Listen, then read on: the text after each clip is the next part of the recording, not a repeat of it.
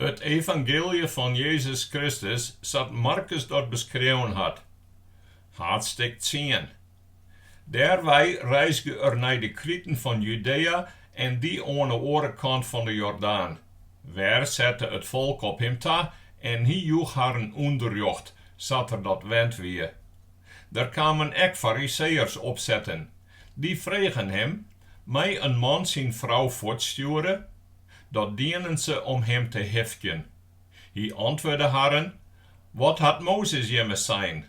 Ja, seinen, Mozes had tasteen een skiedelbrief te schrijven en haar daarmee voor te sturen. Hij zei likwas tjen haren, om jem sa hut binnen, daarom had dat sa opsteld. Maar bij het begin van de schepping had God haar makke als man en als vrouw. Daarom zal een man zijn heit en mem verlitten en hem binnen aan een vrouw, en man en vrouw zullen één worden.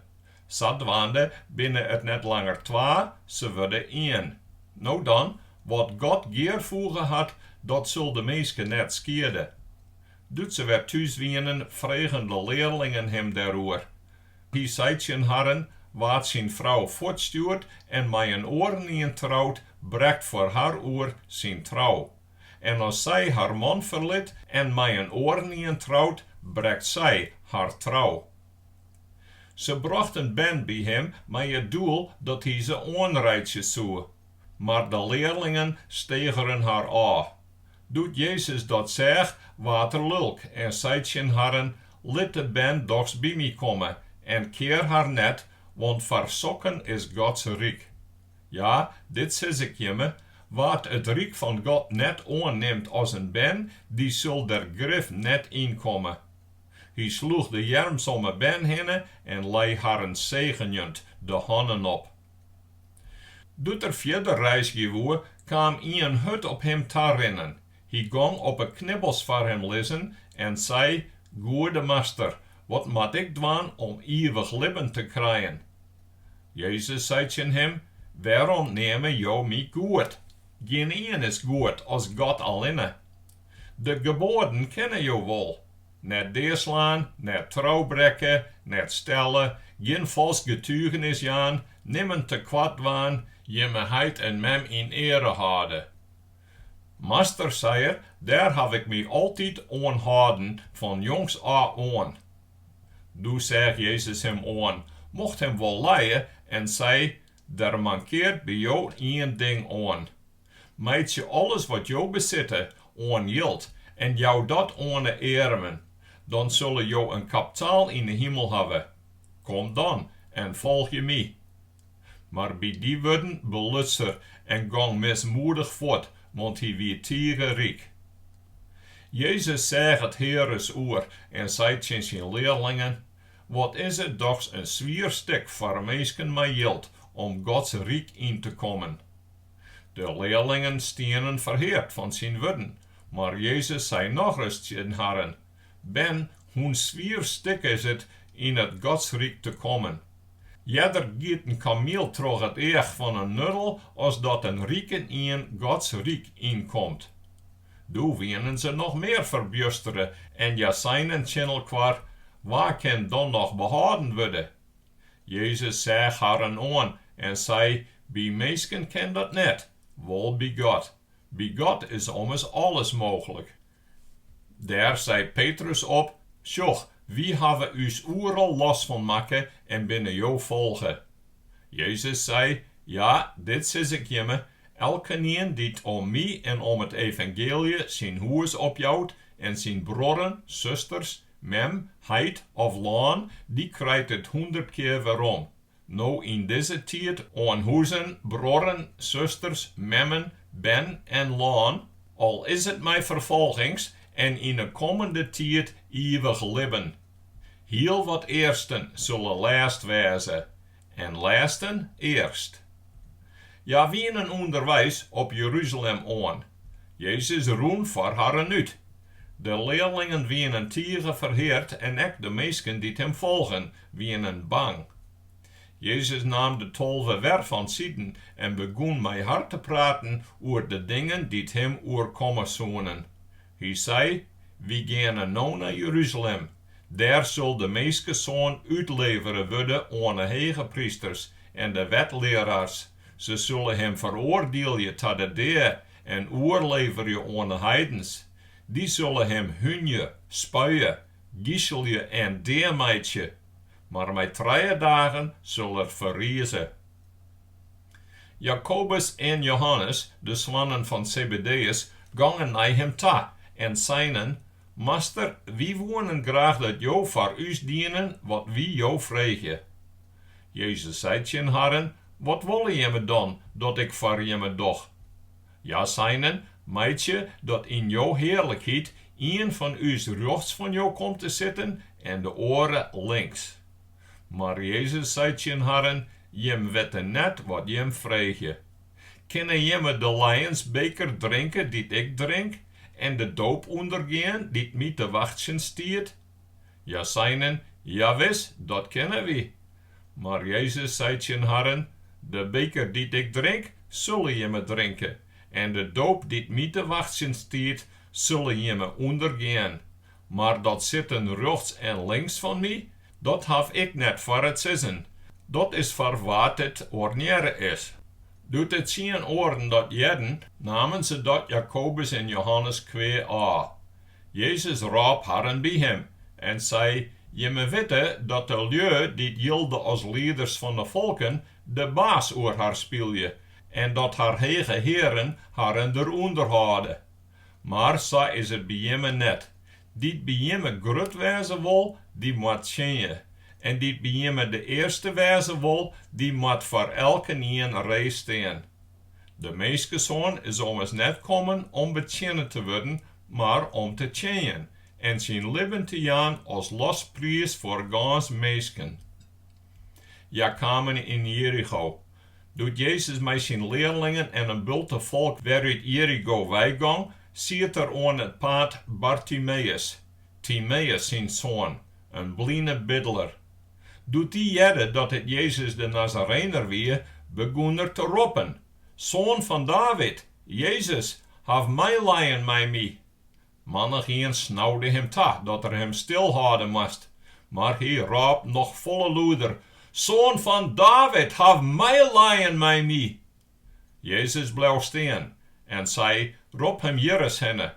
Ze rapen de blinde en zeiden: Houd moed, kom oerein, hier roept hij. De man smeet zijn mantel aan, sprong oerein en roen op Jezus toe. Jezus vroeg hem: Wat wil jou dat ik voor jou doch? De blinde zei tegen hem: Goede master, laat mij weer zien. Jezus zei tegen hem: Goed, jouw vertrouwen had jou redden. Op slag kon er weer zien en hij volgde hem op zijn reis. Haadstik 11. Doet ze dichter bij Jeruzalem kwamen, bij Betfage en Betanië onder aan de Olivenberg, stuurde er 2 van zijn leerlingen daarop uit. Maar het boodschap: Ga naar het dorp dat daar voor je me leidt. Voort bij de ingang van de boeren zullen je me een vallen zien, dat nog geen een op zitten had. Die zit vast. Maak je hem los en breng hem hierheen. En als iemand tegen hem zegt: Wat doen je me daar? Dan moet je me zeggen: De Heer moet hem broeken. Hij liet hem hier aanstonds weer brengen. Ze gingen voort en zagen een vallen die op een stritte aan een boeten door vast zit. Ze maken hem los. Gon die ter steen en zeiden ten Herren: Wat doen je me daar die vallen los te maken? Ze antwoorden haar, liek als Jezus zijn hier. Doe lieten de meesten haar gewudde.